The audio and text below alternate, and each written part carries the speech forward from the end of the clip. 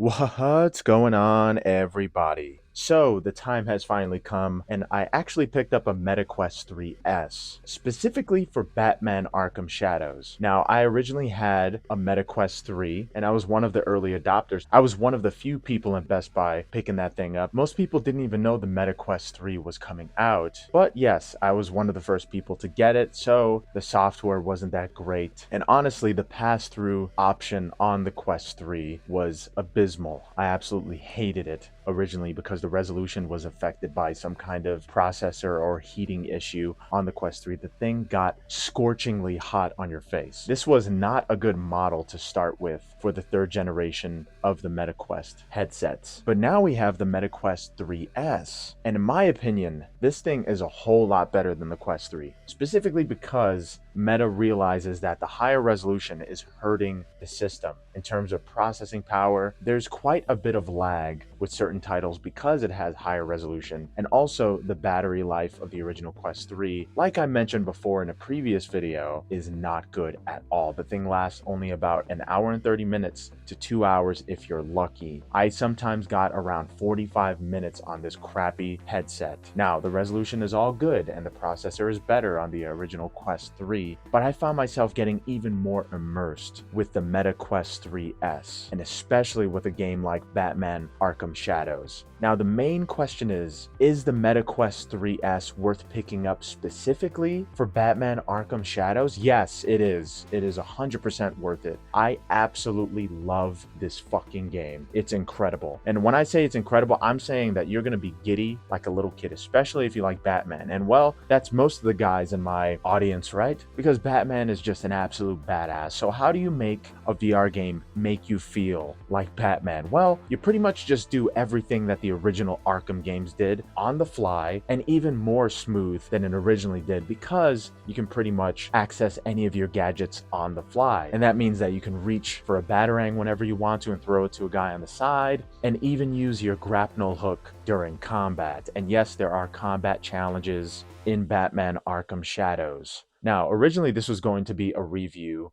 about the MetaQuest 3S. Well, it has more battery and it has lower resolution without an audio jack on the side. Sorry guys, but no audio jack on the Quest 3S. But I think the battery life is a whole lot better. The thing lasted 2 hours and 45 minutes while playing a game like The Walking Dead Saints and Sinners, but it only lasted about an hour and 45 minutes with Batman Arkham Shadows because that game looks insane. The graphics in Arkham Shadows kind of stems from Xbox One-ish to Xbox 360 at times. There are light reflections that can be updated and should be updated, while the rain effects and the cityscapes are absolutely mind-blowing. And I know I use the word absolutely a lot, but this game just blew my mind for the most part. I didn't realize that the second you started, you were going to see your cowl and cape shadow casted in front of you. So while you're walking to your first victim or criminal, you can see the ears pointed up. And so the first thing I did was pretty much just act like an idiot and dance around because, well, I'm Batman, I have the suit, I can do what I want, and it's hilarious. At times, I sort of felt like Joker inside of the Batman suit because I knew I wasn't as badass as Batman, but I certainly felt that way. And it was kind of a funny thing to me because it really does truly immerse you in the Batman experience. Batman Arkham Shadows plays perfectly, and it even has a dynamic resolution option if you want the gameplay to be even more fluid. But I found for the most part this game plays absolutely crazy. Well, there were certain points where it was a little difficult to punch the enemy without directly looking at him or getting close enough. And sometimes the combat is all-encompassing to the point I don't even think I need to walk to the enemy sometimes, because when you punch, he sort of does like a Halo 2 launch melee where you automatically get magnetized to whichever enemy you're punching. So for the most part, I sort of just stay still and focus on the combat at first, but then the game starts growing and growing and growing, and it is just magical to play. I felt like I was playing at times Batman Arkham City in VR. They could have just had a Batman Arkham City VR port and I would have been fine with that, but they decided to make a brand new story with Roger Craig Smith, who voiced Batman, Chris Redfield, and tons of other characters in anime and video games for this specific title, which is kind of hilarious because he also voices Ezio in Assassin's Creed Nexus for the Oculus Quest 3 and 3S. So why not have another masterpiece of a VR game with Roger Craig Smith voice acting the main character? And well, it's a welcome addition because he does absolutely great. And overall, I felt that the developers got the feel of Arkham games correct in this VR game. And that was the main thing I was worried about. I thought it was going to be some kind of half-assed experience similar to Hitman 3, where they promise this giant world of Batman, but don't exactly deliver in one aspect of the Arkham games or another. But no, everything is here. This is a full-fledged Batman game, and most importantly, a full-fledged Batman Arkham game on the go in a VR headset. And I find that to be just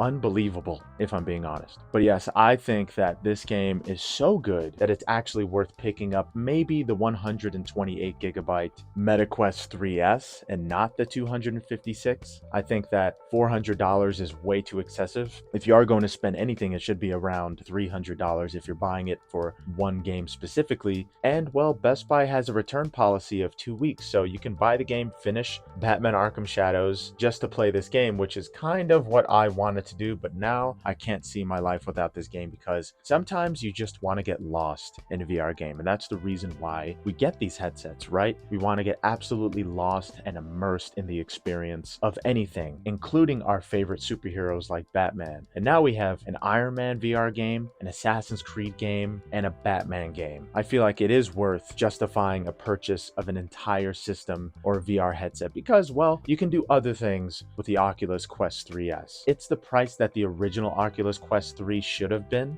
and it's a lower resolution so you get more battery, and the lower resolution kind of makes the graphics look even better. When you have higher resolution and better graphics, somehow they kind of meet each other because you can still see those flaws with the higher resolution. And that's how Quest 3 felt. With The Walking Dead Saints and Sinners, it had a Quest 3 update, but you couldn't really see it because, well, originally people saw the differences with their original MetaQuest 2 headsets. And wow, this is a lot of models and titles that I'm saying at the same time, like MetaQuest 3, MetaQuest 3S. There's just too much going on right now, so let me just pause.